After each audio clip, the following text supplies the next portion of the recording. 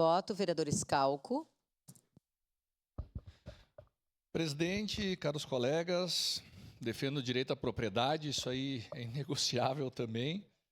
Mas quando a gente vê o vereador do PT subir aí e dizer que poderia ter feito inúmeras moções e não... Eles poderiam ter protocolado essa casa, nós estaríamos discutindo elas. Mas elas não fizeram, então não tem que cobrar, porque tinham todo o direito a fazer e também a possibilidade de ter feito.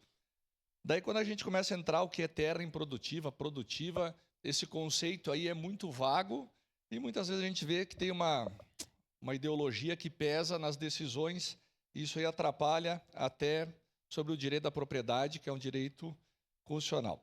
Grandes propriedades são importantes sim no Brasil, porque a gente aplica a tecnologia, tem uma alta produção, a gente é produtor de soja porque tem grandes propriedades com tecnologia, maquinário, capacidade técnica, poder de investimento para poder exportar e manter a economia do nosso país tendo superávit em exportações. Isso é muito importante. Então, as grandes propriedades também são importantes, os grandes produtores são importantíssimos.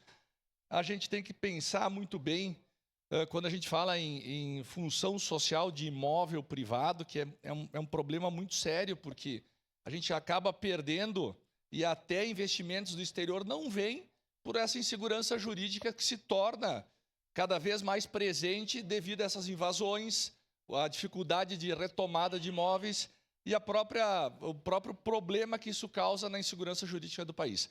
Nós precisamos de investimentos do exterior para aumentar a nossa produção, tecnologia, na parte do agro também.